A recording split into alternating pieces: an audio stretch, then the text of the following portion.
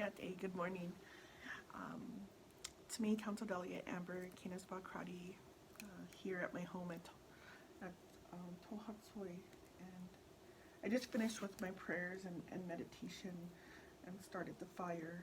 And when I start my fire every morning, it gives me time to reflect on um, the concerns that we have in our communities and the prayers that we set forward for the rest of the day, and how we'll use this time and energy to move forward in a positive way. And this morning I was really thinking about the helium legislation and the energy policies of Navajo Nation. And I thought to myself, how could we be a government of nearly 100 of the last 100 years and not have strong or not have a policy when it comes to really oil and gas and now helium? And I think that speaks a lot for in terms of the role of leadership in developing that policy and looking at if council is the best place to um, require the approval of operation agreements. Operation agreements, they have a protocol, they have a checklist. And so now there must be a reason why these agreements come before council.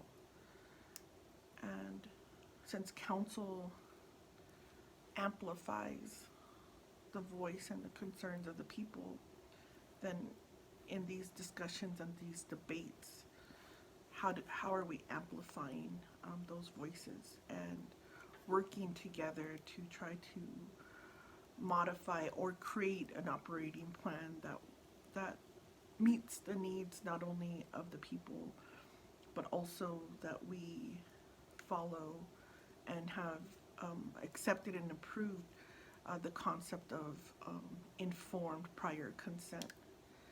And since this deals with an enterprise of the Navajo Nation, then as an enterprise, a lot of pressure is on them to act in a way in which the government best serves the people.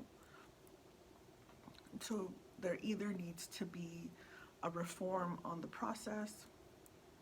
There definitely needs to be energy policies established for oil and gas, for helium, for any other type of energy that may be in our future.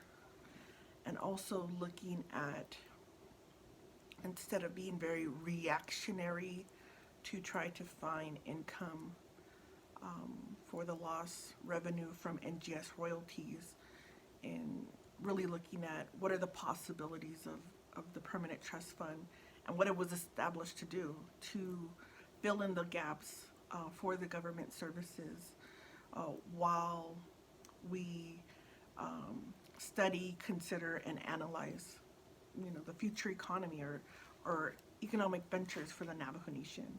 And we could look to the Alaskan tribes that are diversifying into corporations.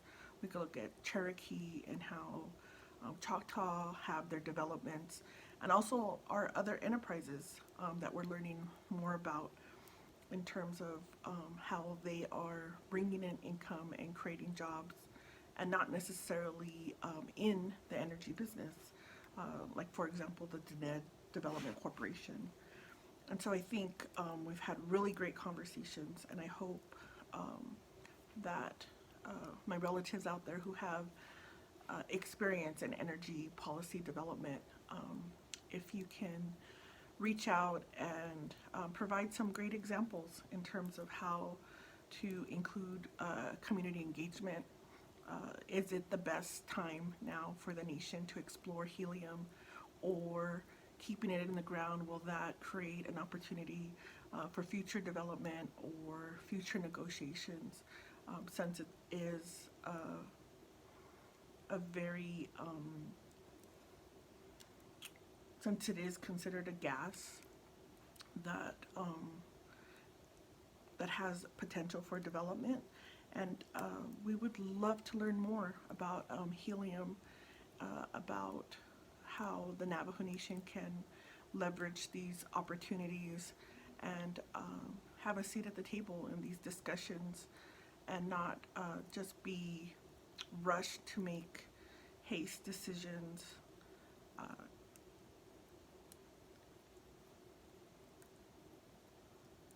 and when I think about how we're going to move forward, my thoughts is how do we talk about a legislation that's this size, 500 plus pages, and provide the information that's needed. And so that's going to be a heavy lift from the enterprise, that's going to be a heavy lift to the sponsor, and a lot of considerations that need to be taken. The last thing that we're looking at is how communities directly benefit from these types of industries that are in their communities, and the impact not only to the initial site, but looking at the impact of the water, the land, road conditions, and so how can we increase the community to get a better, to really benefit from some of the industries that are in their communities, and not then taking the bulk of that money to window rock to the general budget, general fund budget. Sitting on the Budget and Finance Committee, I think in terms of being able to see all of the funds and the opportunity for Navajo Nation, I think we really should start talking more about some reforms, some directives in terms of direct services and how much of our budget really covers direct services, and what are the needs of the people now during COVID and how we move forward. So I'll be continuing to have these conversations and dialogue, but I just wanted to share these few moments in thinking about how to move forward when it comes to energy policy. Today's Friday, and so we'll pivot. Today we have many meetings regarding violence in our communities, survivor services, and how we move forward. So we'll be meeting with the Coalition to Stop Violence Against Native Women regarding how we can support our law enforcement when it comes to survivor services, and our advocate program that we're developing across Navajo Nation. We'll have a meeting with our missing and murdered and their relatives in talking about human trafficking, and the awareness walk that was coming up in January 21st. That's the first day of council session. And we're going to end our day talking with the New Mexico Missing and Murdered Indigenous Women and Relatives Task Force.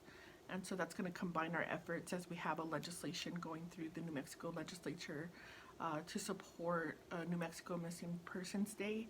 And that gives opportunities for families and loved ones to get updates and to provide additional information or talk to authorities if they are missing a loved one and do not know or understand the process. So it's just our way to reach out more and to provide support. And so I just wanted to make sure, I wanted to just invite you to my home, into my space where I think, meditate, pray, and ask for guidance, and ask for the ability to really hear what people and community members are saying, and